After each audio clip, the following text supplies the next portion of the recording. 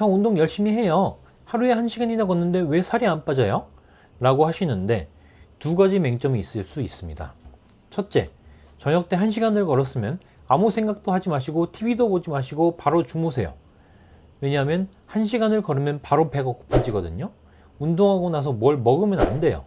둘째, 걷는 거 살 안 빠집니다. 저 같은 82kg짜리 장정이 1시간을 걸었다. 330kcal 소모됩니다. 피자 반 조각, 밥 한 공기 반면에 1시간을 뛰면 600kcal가 소모됩니다. 짜장면이 800kcal인데 조금만 더 뛰면 짜장면 한 그릇을 다 태울 수가 있겠죠. 걷기만 해서 살을 빼기가 쉽지 않아요.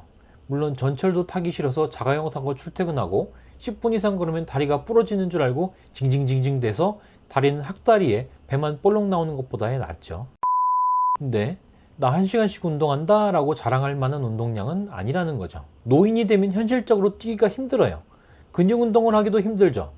운동을 하려면 걷는 것 외에 마땅한 게 없어요.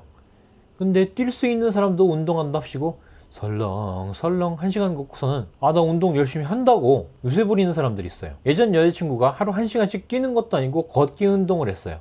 다리통도 이만해가지고 아주 튼튼한 애가 뛰지도 않고 걷기 운동만 1시간. 그러고서 그걸 가지고 얼마나 유세를 부리는지 저한테 운동 좀 하라고 매일 20분씩 잔소리를 합니다. 물론 당시에 운동을 안 했던 저보다는 훨씬 낫죠. 그렇다고 그게 운동 안 하는 사람한테 매일 20분씩 잔소리할 정도의 운동량은 아니에요. 야, 보고 있냐? 나 요새 일주일에 4번씩 유산소 무산소 각 40분씩 한다. 요가, 필라테스 둘 다 살 별로 안 빠져요. 힘들긴 한데 활동량이 많지가 않죠. 힘 안 들고 편하게 살 빠질 생각하면 안 됩니다. 수영도 물론 펠프스처럼 하루 종일 수영하면 살 빠지겠죠. 펠프스가 수영 한창 할 때는 하루에 피자 5판씩 먹는다면서요? 하지만 하루 1시간 정도씩 하는 걸로는 수영도 살 빼기 쉬운 운동은 아닙니다. 뛸 수 있다면 뛰어야 된다. 그럼 근육 운동은 안 해도 되나요? 유산소 운동만 하는 건 비교적 쉬운 길을 택하는 거죠. 한의원에 비만 치료하러 오시는 분들 보면은 체지방량은 많은데 근육량은 바닥인 분들이 되게 많아요. 근육이 없어서 힘이 떨어지니까 근육 운동하기 싫어. 그러니까 근육 운동 안 하고 유산소 운동만 하고 굶으니까 근육이 더 없어지죠. 그 상태로 늙으면 이제 근육 운동 하지도 못해요. 할머니 돼가지고는 배는 이만큼 나오는데 팔다리는 하늘하늘 해가지고 거미처럼 걸어 다니죠. 연구 결과 유산소 근육 운동을 동시에 하는 것 둘 사이의 체중 감량 효과는 큰 차이가 없다. 다만 혈당이나 혈압, 중성지방 수치는 근육 운동을 했을 때 더 잘 조절되더라.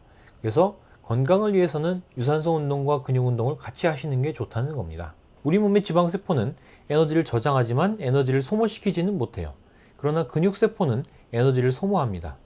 그래서 근육을 많이 키워놓으면 많이 먹어도 에너지를 많이 소모시키니까 살이 덜 찔 수가 있다. 한 10년 전만 해도 근육 운동에 대한 인식이 참 잘못돼 있었거든요.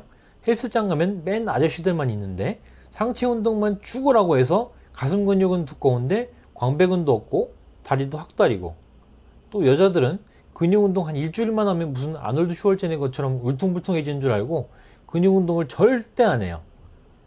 근데 요새는 좀 다르죠.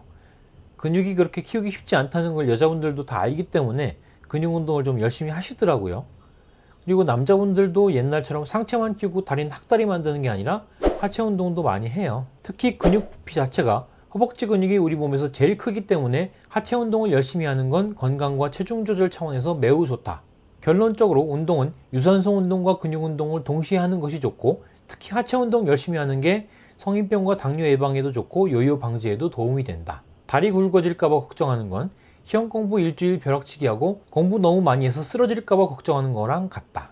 모 의대에서 나온 논문 중에 재밌는 논문이 있습니다. 살을 뺀 다음에 5년, 10년 동안 빠진 체중을 잘 유지하는 사람들이 소수 있었는데 이 사람들의 특징이 뭐냐? 음식 조절을 잘한다? Nope. 운동을 꾸준히 한다? Nope.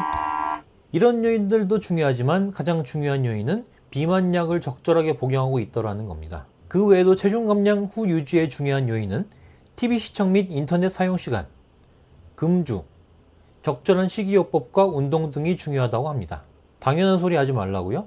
근데 그 당연한 걸 왜 안 하고 이상한 방법만 찾습니까? 그런데 식이요법, 행동요법, 운동요법만으로 감량된 체중은 5년 이내에 거의 재증가한다고 합니다. 약 먹으란 얘기죠. 감량 체중 유지에 성공한 사람들은 대부분 많이 움직이는 사람들이었다고 합니다. 약만 먹었어도 감량 체중을 오래 유지하기 힘들고 약을 먹고 많이 움직여야 한다는 거죠. 그럼 얼마나 움직여야 하나요? 하루 최소 1시간, 일주일에 3회 이상, 걷는 운동만 하면서 운동 부심 부리지 말라고 말씀드렸죠. 운동은 유산소 운동과 무산소 운동을 적당히 섞어서